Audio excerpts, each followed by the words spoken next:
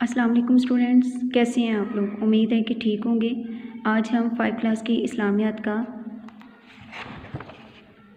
बाब नंबर 1 पढ़ेंगे, जिसका उन्वान है अल कुरानुल करीम। इस बाब में तलबा कुरान मजीद के पारा नंबर 4 तक 6 को दुरुस्त इराब और तलफ़्फ़ुज़ के साथ याद करेंगे। आयतुल कुर्सी, सूरह फलक और सूरह नास दुरुस्त तलफ़्फ़ुज़ के साथ हिफ्ज़ करेंगे। सूरह फातिहा, अत्तहियात और दुरूद इब्राहिमी और कुरानी दुआएं तर्जमे के साथ याद करनी हैं।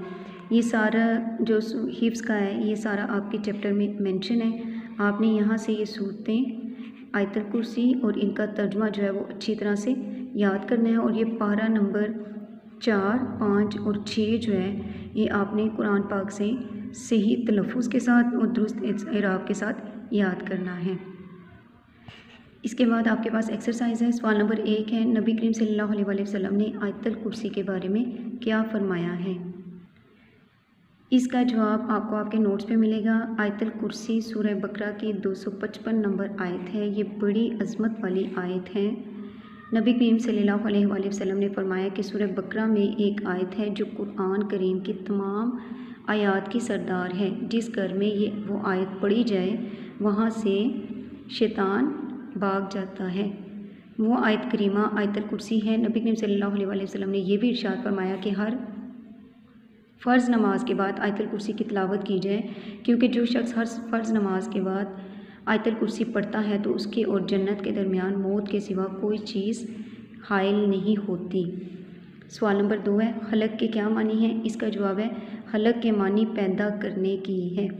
सवाल नंबर 3, इंसानों के दिलों में वसवसे कौन डालता है। जवाब है इसका, शैतान इंसानों के दिलों में वसवसे डालता है।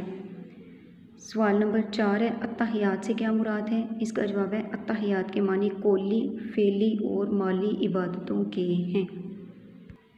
इसके बाद आपके पास मरूज़ी है। दुरुस्त जवाब पर टिक्का निशान लगाएं। नंबर 1, कुरान मजीद की सबसे ज़्यादा अज़मत वाली आयत है। नंबर 1 आयतुल कुर्सी, इन्ना अतैनाकल कौसर या कुल हुवल्लाहु अहद। तो सबसे अज़मत वाली आयत कौन सी है, आयतुल कुर्सी। नंबर 2 है, सूरह फलक की कुल आयात हैं 3, 4 या 5। तो 5 आयात हैं। नंबर 3, कौन सी सूरत की पहली 3 आयात में अल्लाह ताला की 3 सिफ़ात बयान करके अल्लाह ताला की पनाह मांगी गई है। सूरह फातिहा, सूरह फलक या सूरह कौसर। तो इसका आंसर है सूरह दाल। ऑप्शन बी है सूरह नास।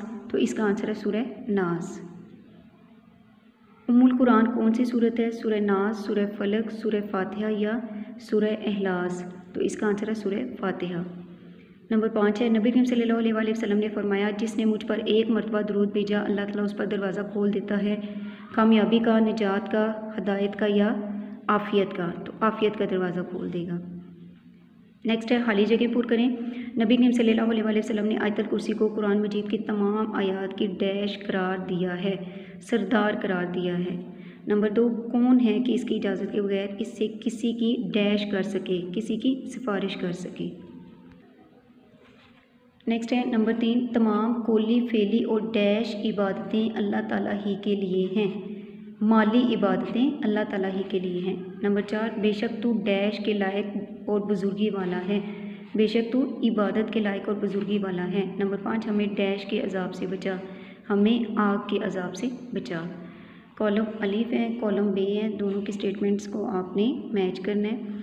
सूरह फातिहा मक्की सूरत है, आपने इसको इसके साथ मैच करना है। सबसे अफजल आयत आयतुल कुर्सी है, आपने सेकंड को लास्ट के साथ मैच करना है। फलक का मानी है फाड़ना, इसको आपने इसके साथ मैच करना है। अत्तहियात कौली, फ़ेली और माली बातें हैं, इसको इसके साथ मैच करोगे। और दरूद जो है वो सलात है, इसको इसके साथ मैच करेंगे।